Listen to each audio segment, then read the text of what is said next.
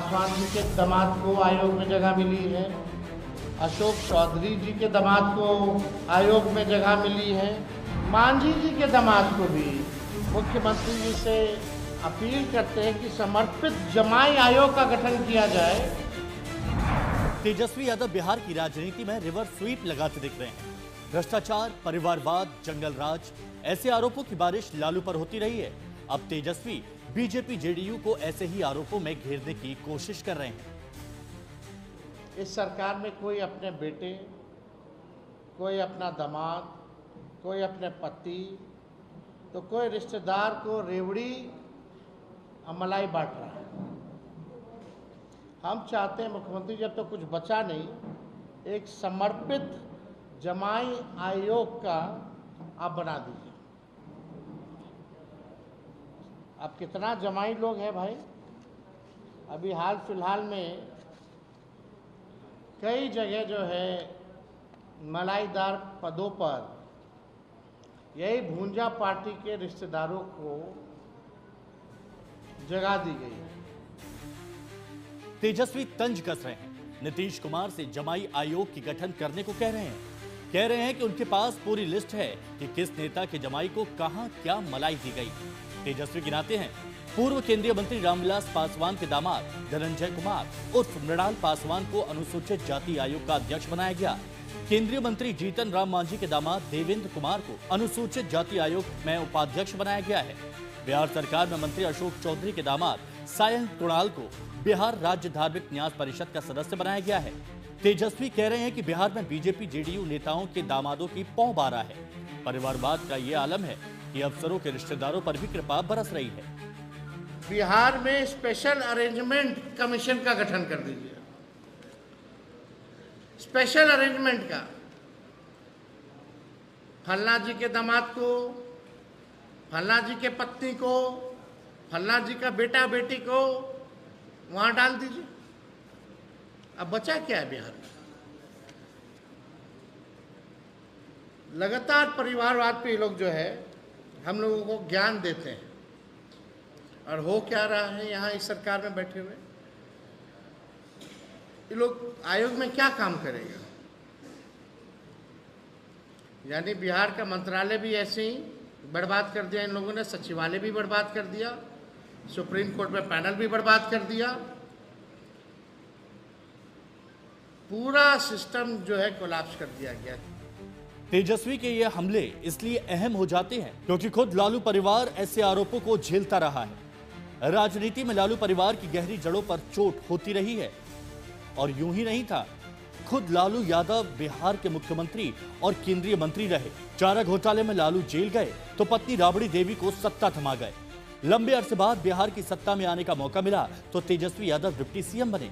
लालू के दूसरे बेटे तेज प्रताप को आरजेडी जेडीयू की साझा सरकार में कैबिनेट मंत्री का दर्जा मिला। लालू की एक बेटी मीसा भारती आज भी सांसद हैं। लालू की एक और बेटी रोहिणी आचार्य 2024 के लोकसभा चुनाव में उतरी लेकिन हार गई। लालू राज में उनके एक साले साधु यादव को सांसद और विधायक बनने का मौका मिला। अब शायद तेजस्वी यादव परिवारवाद की इस मिसाल को ही मिटा देना चाहते हैं। जनता को जंगल राज मत याद दिलाइए।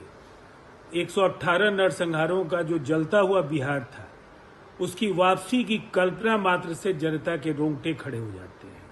इसलिए भ्रष्टाचार, अपराध, परिवारवाद, ये उनके लिए वर्जित क्षेत्र हैं। इन पर अगर वो बोलेंगे तो खुद वो जवाब जब उनसे पूछा जाएगा तो फिर उनके सामने गहरी मुश्किल का सामना उनको करना पड़ेगा कि वो इनका जवाब क्या दे सकते हैं।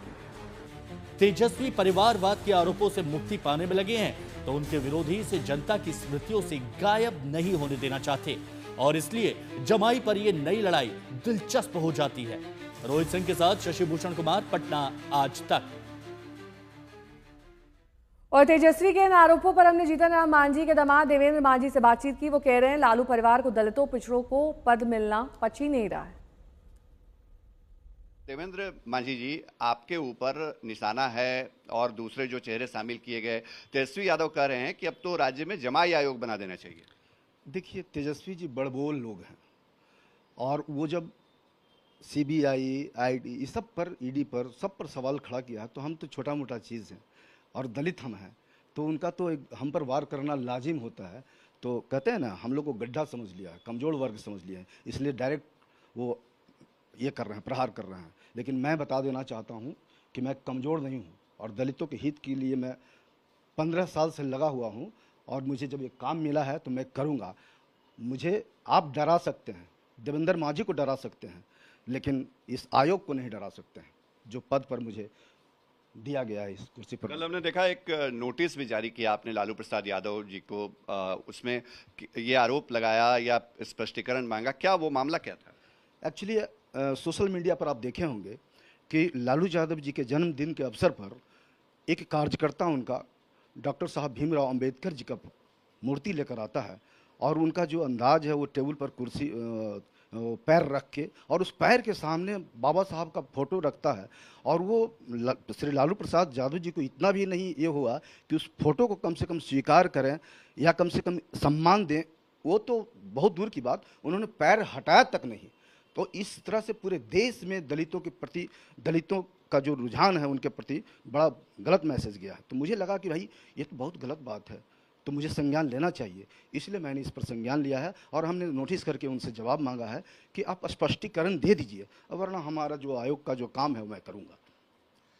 जिस तरह आपने नोटिस जारी किया है, ये कहा है कि 15 दिनों में लालू यादव स्पष्टीकरण दें, जवाब दें, अगर नहीं देंगे तो आगे क्या कार्रवाई आयोग करेगा, क्या अधिकार क्या है आयोग के? हाँ, हम लोग रिकमेंड करेंगे, हम लोग पुलिस को रिकमेंड करेंगे और ये कहेंगे कि सोशल मीडिया के आधार पर उसको देखते हुए इन पर एफआईआर अनुसूचित जाति अनुसूचित जनजाति अत्याचार अधिनियम के तहत एफआईआर दर्ज किया जाए। ये हमारा अधिकार है कि हम रिकमेंड कर सकते हैं और उस पर उन पर एफआईआर होगा, और नहीं होगा तो आयोग की तरफ से हम लोग एफआईआर करेंगे।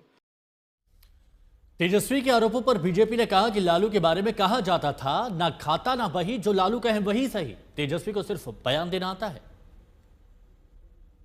देखिए, बिहार के लोग पूरे देश में काम करते हैं और पूरे देश में बिहार के लोगों को रोजगार फराहम होता है, मिलता है। बिहार भी उसी पॉलिसी पर चल रहा है। बिहार में रोजगार के इतने साधन डेवलप हो रहे हैं कि बिहार के लोग तो काम कर रहे हैं, बिहार से बाहर वाले भी बिहार में आ रहे हैं और काम कर रहे हैं।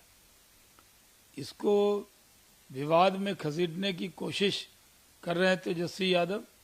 कोई मुद्दा नहीं है तो यही मुद्दा